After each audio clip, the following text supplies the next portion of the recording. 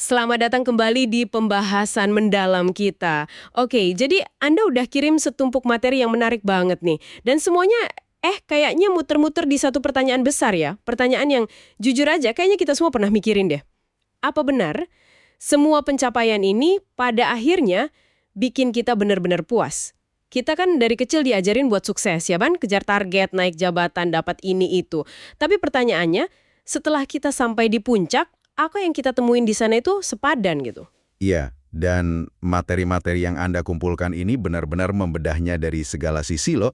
Ada yang dari sudut pandang psikologi, ada yang lebih filosofis, bahkan ada data dari penelitian juga. Nah, itu dia. Jadi, ini jelas bukan pertanyaan yang jawabannya sesederhana, ya atau tidak. Tepat sekali. Makanya misi kita kali ini adalah ya mencoba mengurai benang kusut ini. Gimana sih hubungan sebenarnya antara sukses di luar dan rasa puas di dalam?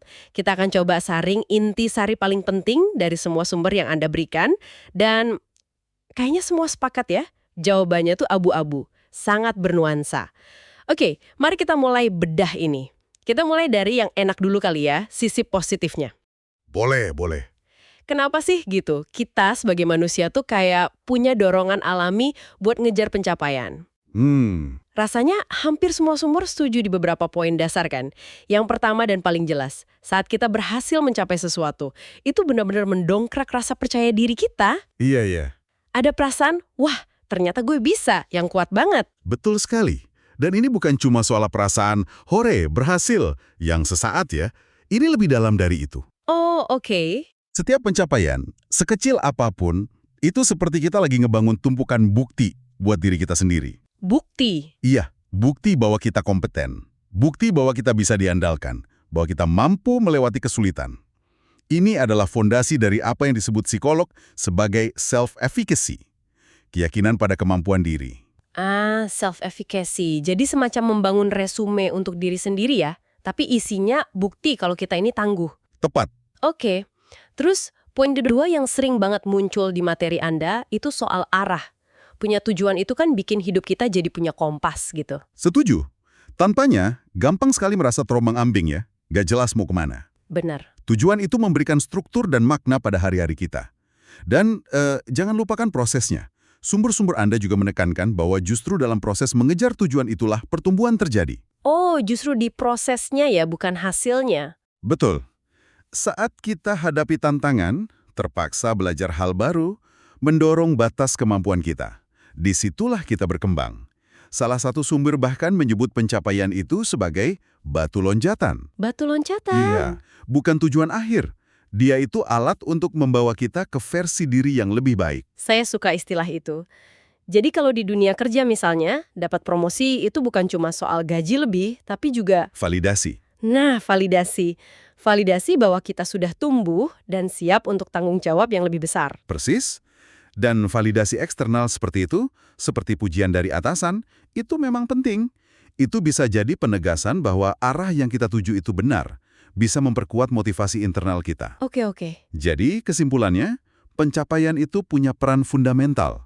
Membangun rasa percaya diri, memberi arah, memicu pertumbuhan. Itu bagian yang sangat sehat dari pengalaman manusia. Oke, sampai sini kan kedengarannya bagus semua ya. Pencapaian itu membangun, memberi arah, membuktikan kemampuan kita. Tapi, nah, disinilah materi-materi Anda mulai menunjukkan sisi lainnya yang jujur aja agak gelap. Ada jebakan yang seringkali kita nggak sadari. Betul sekali. Ada ironi besar di sini. Fondasi yang kita bangun ini bisa jadi sangat rapuh. Rapuh gimana maksudnya? Kalau kita hanya mengandalkan pencapaian eksternal, beberapa sumber Anda menyoroti jebakan ini dengan sangat baik. Poin utamanya adalah, kepuasan dari pencapaian itu sifatnya sangat sementara, cepat banget menguap. Ah, ini yang sering disebut perasaan loh, kok cuma gini doang itu kan? Tepat. Setelah kita mati-matian mendapatkan sesuatu, rasanya luar biasa saat kita melewati garis finish, tapi perasaan itu memudar jauh lebih cepat dari yang kita bayangkan. Dan karena rasa senangnya cepat hilang, kita jadi butuh dosis baru. Nah, Kita harus pasang target yang lebih tinggi, lebih besar, lebih heboh. Cuma, untuk bisa merasakan lagi euforia kemenangan itu. Salah satu sumber menyebutnya dengan sangat pas, kita seperti terjebak di tangga yang tak berujung. tangga yang tak berujung. Naik satu anak tangga, senang sebentar, lalu mata kita langsung tertuju ke anak tangga berikutnya. Dan tangga itu nggak pernah ada puncaknya? Selalu ada yang lebih tinggi untuk dikejar. Masalahnya, dalam proses menaiki tangga tak henti ini, kita sering alih melakukannya dengan kacamata kuda. Maksudnya? Kita mengabaikan hal-hal penting lain, kesehatan kita, waktu tidur, hubungan dengan pasangan, waktu bermain dengan anak. Benar. Ini resep klasik menuju burnout, di mana kita sukses secara profesional tapi bangkrut secara personal. Dan ada juga risiko psikologisnya kan, kalau seluruh harga diri kita diikat pada pencapaian, identitas kita jadi rapuh banget. Betul. Saat kita menang, kita merasa jadi raja dunia. Tapi begitu kita gagal dan kegagalan itu pasti terjadi, Pasti rasanya seperti seluruh dunia kita runtuh. Identitas kita jadi setipis pencapaian terakhir kita. ini bisa memicu kecemasan parah dan bahkan depresi. Fenomena kepuasan yang cepat memudar ini, nah perasaan kok cuma gini doang, ini kan umum banget ya. Saya yakin pasti ada istilah psikologisnya. Tentu saja, namanya hedonic treadmill. Hedonic treadmill. Bayangkan Anda sedang lari di atas treadmill. Anda terus lari, berkeringat, tapi posisi Anda nggak pernah maju. Oke. Begitulah cara kerja kebahagiaan kita. Manusia itu punya kemampuan adaptasi yang luar biasa. Saat sesuatu yang baik terjadi, misalnya Anda akhirnya beli gadget impian, minggu pertama rasanya luar biasa. Pamer ke semua orang. Betul. Sebulan kemudian, gadget itu cuma tergeletak di meja, udah jadi bagian dari pemandangan. Udah biasa aja. Rasa senangnya hilang, dan Anda udah mulai melirik model yang lebih baru. Itulah hedonic treadmill. Euforia itu cepat sekali menjadi normal yang baru. Itu analogi yang kena banget. Jadi kita terus berlari ngejar kebahagiaan, tapi garis finishnya juga terus bergerak menjauh. Tepat. Dan ini mengangkat sebuah pertanyaan yang sangat penting. Apa itu? Kalau kebahagiaan dari pencapaian itu hanya sementara, lalu apa yang sebenarnya kita kejar? Apa yang bisa memberikan kepuasan yang lebih awet? Dan disinilah kita sampai pada inti dari semua materi Anda, perbedaan krusial antara dua jenis motivasi. Oke, setelah saya baca bolak-balik semua materi ini, kayaknya disinilah kunci dari semua masalah ini. Ternyata fokusnya bergeser drastis dari apa yang kita raih menjadi kenapa kita mengejarnya. Semua sumber, tanpa terkecuali, menarik garis pemisah yang tebal antara motivasi ekstrinsik dan intrinsik. Mari kita bedah perbedaannya, karena ini sangat fundamental. Silakan. Motivasi ekstrinsik itu saat kita melakukan sesuatu untuk dapat imbalan dari luar. Bisa uang, jabatan, piala, pujian, atau sekedar likes di media sosial. Oke, hal-hal yang kelihatan dari luar. Iya, Betul. nggak ada yang salah dengan imbalan ini, tapi sumber-sumber Anda sangat jelas. Jika hanya ini alasan kita, pencapaian itu hampir pasti akan terasa hampa pada akhirnya. Sementara motivasi intrinsik itu kebalikannya. Iya. Kita melakukan sesuatu karena aktivitas itu sendiri terasa memuaskan secara pribadi. Karena kita benar-benar menikmati prosesnya. Karena itu passion kita. Seperti orang yang hobi berkebun, Nah, contoh bagus. mereka nggak melakukannya untuk dapat piala tomat terbaik, tapi karena ada kepuasan yang mendalam saat melihat sesuatu tumbuh dari nol berkat tangan mereka. Prosesnya itu sendiri adalah imbalannya. Tepat. Menurut materi Anda, disinilah letak pemenuhan diri yang sejati. Dan ini bukan cuma teori ngawang-ngawang kan? Ada buktinya. Oh ada. Salah satu sumber Anda merujuk pada sebuah studi menarik di tahun 2016. Peneliti menemukan bahwa orang-orang yang mencapai tujuan yang selaras dengan nilai otentik mereka, Tujuan yang didorong motivasi intrinsik. betul, mereka melaporkan tingkat kepuasan hidup dan kebahagiaan yang jauh lebih tinggi. Wow. Jadi bisa saja ada dua orang mencapai hal yang sama persis. Katakanlah sama-sama bangun startup yang sukses. Iya. Tapi tingkat kepuasan batin mereka bisa beda jauh, hanya karena alasan dibaliknya berbeda. Tepat sekali. Jika kita tarik lebih jauh, saat motivasinya ekstrinsik, kita seolah-olah menyerahkan remote kontrol kebahagiaan kita ke tangan orang lain. Karena kita butuh validasi dari luar. Dan itu permainan yang nggak bisa dimenangkan. Kenapa? Karena standarnya selalu ditentukan orang lain. Selalu akan ada orang yang lebih kaya, jabatannya lebih tinggi. Ini hedonic treadmill versi sosialnya. Persis. Sebaliknya, saat motivasi kita intrinsik, sumber kepuasannya dari dalam.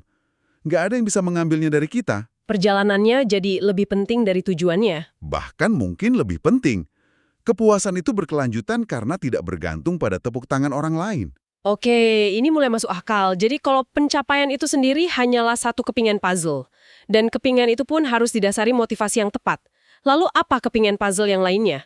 Berdasarkan semua materi ini, resep hidup yang penuh itu jauh lebih kaya dari sekedar daftar prestasi. Benar. Dan semua sumber Anda seolah menyuarakan hal yang sama, menunjuk pada beberapa bahan esensial lainnya. Apa aja tuh? Yang pertama, dan mungkin yang paling kuat, adalah hubungan yang bermakna. Itu selalu muncul ya di mana-mana. Selalu, koneksi yang tulus dan mendalam dengan keluarga, sahabat, komunitas. Secara konsisten terbukti jadi prediktor kebahagiaan nomor satu. Jauh mengalahkan pendapatan atau status pekerjaan. Jauh. Oke, yang kedua yang saya tangkap adalah tujuan hidup atau purpose. Ini beda dengan target jangka pendek kan ya? Beda. Ini lebih ke perasaan bahwa kita adalah bagian dari sesuatu yang lebih besar dari diri kita sendiri. Ini yang memberi makna pada semua kerja keras kita. Betul. Lalu ada keseimbangan. Sumber-sumber Anda sangat lugas soal ini. Mengejar satu tujuan secara obsesif sambil mengorbankan yang lain? Itu jalan pintas menuju kehampaan. Ini bukan soal menyeimbangkan pekerjaan dan hidup, tapi mengintegrasikan hidup yang utuh, menjaga harmoni. Iri. Self-acceptance. Iya. Kemampuan untuk berdamai dengan diri sendiri dengan segala kelebihan dan kekurangan kita, terlepas dari menang atau kalah. Nilai diri kita tidak ditentukan oleh panjangnya daftar pencapaian kita di LinkedIn. Butuh welas asih pada diri sendiri ya, pasti. Dan yang terakhir, yang seolah menjadi benang yang mengikat semuanya. Hidup secara otentik. Ini inti dari motivasi intrinsik tadi. Betul. Memastikan ada keselarasan antara siapa diri kita di dalam, nilai-nilai kita, keyakinan kita, dengan apa yang kita lakukan di luar. Saat ada keselarasan ini, pencapaian bukan lagi beban pembuktian, tapi menjadi ekspresi alami dari diri kita. Jadi pesannya bukan berhentilah mengejar pencapaian ya, tapi lebih ke... Pastikan pencapaian yang kamu kejar itu bermakna, dan jangan lupakan bagian hidup lainnya. Ini bukan soal memilih, tapi mengintegrasikan. Sama sekali. Makanya, salah satu sumber menyalankan sebuah praktek refleksi diri yang sederhana. Coba deh berhenti sejenak dan tanyakan pada diri sendiri, aktivitas apa yang bikin saya lupa waktu? Apa yang benar-benar penting bagi saya, bahkan jika nggak ada orang lain yang tahu? Dampak seperti apa yang ingin saya tinggalkan? Pertanyaan-pertanyaan besar ya? Pertanyaan besar. Dan ada satu lagi alat sederhana yang juga disebutkan. Rasa syukur. Oh, gratitude. Penting banget. Mengambil waktu setiap hari untuk menghargai apa yang sudah kita miliki dan capai, alih-alih hanya fokus pada target berikutnya. Tepat.